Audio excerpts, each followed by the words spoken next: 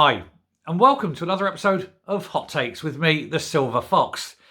Now, Dr. Hilary Cass has appeared in a committee at Holyrood this morning, wherein she was explaining the full findings of her report. Not just the findings, of course, she was explaining the methodology, the reasoning behind it, how the information was gathered, how it was presented.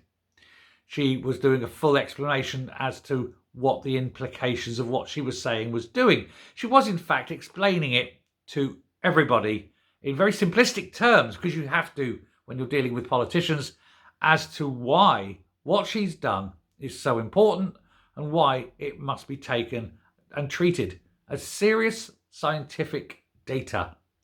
This isn't just sort of thrown together or based on opinion or anything like that.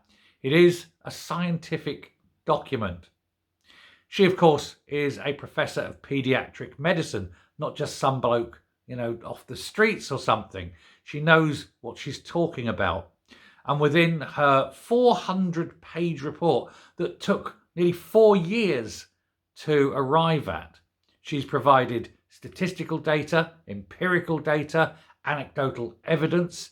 She's got experts from other fields to contribute, to add, to put side findings on.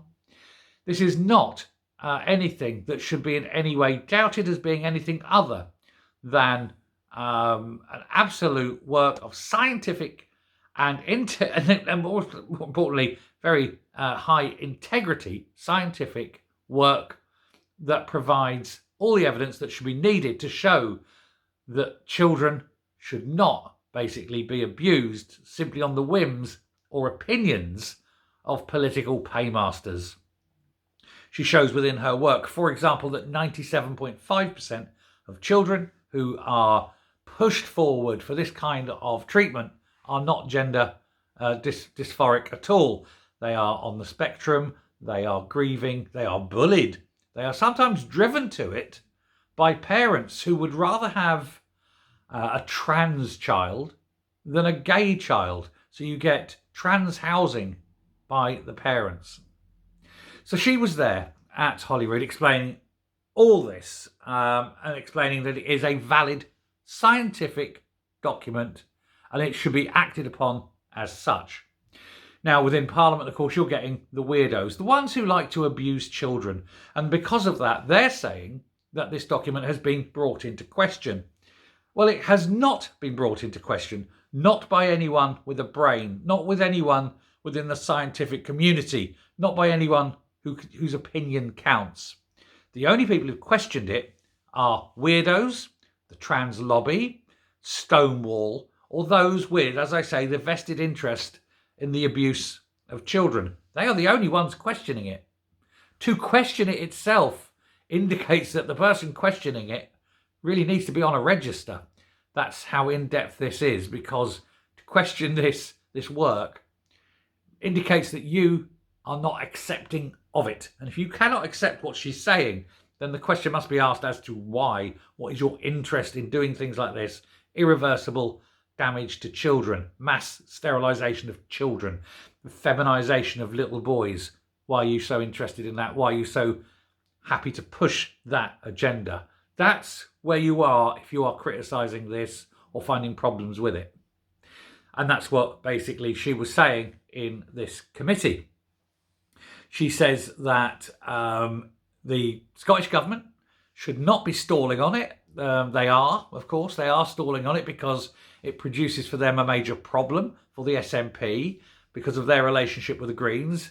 Now, Swinney himself has said it must be taken seriously, whereas the Greens want it rejected because, obviously they enjoy the thought of the mass sterilisation of children.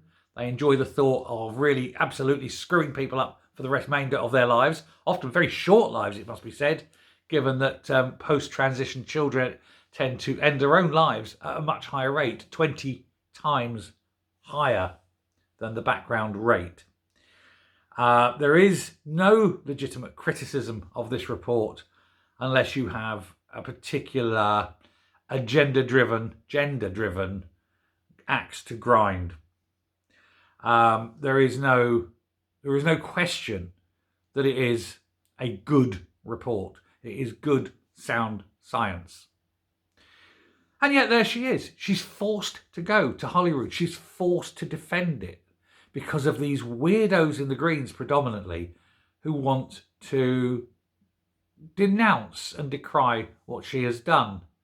You have the likes of Maggot Chapman, who for some weird reason, and I cannot see other than any sort of predilection for abuse of children, would have any other reason to do the things she wants. She wants 8-year-olds to have the right to make the decision to destroy their lives. She wants to create a whole cohort, I suppose, of young feminized boys.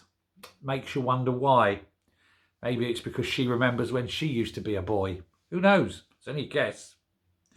You have got the Sandiford Clinic in Scotland. Now, obviously the Tavistock in London was closed down because it was so appallingly bad, but nobody wants to take the brave decision of stopping child abuse in Scotland. And so the Sandiford is still open and they're still pumping unproven, unsafe medications into small children, experimenting them, Mengelizing them, because that's all this is. It's Dr. Mengele would have a field day with this.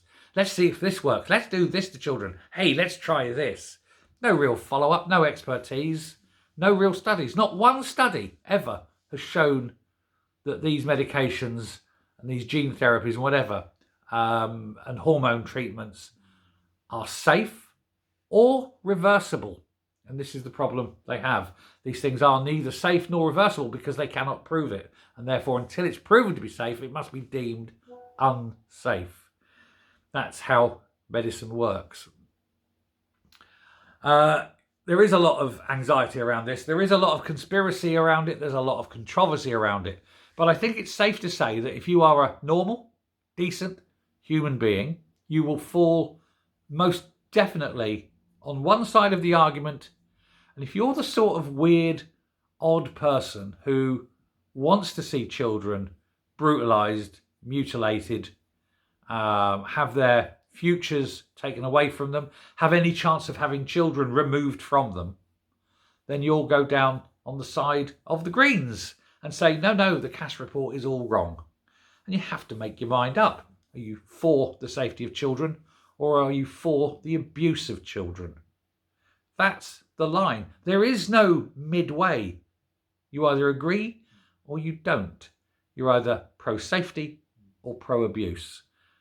How you fall is up to you. How you present is up to you. Make the wise choice. Don't be on the wrong side of this one.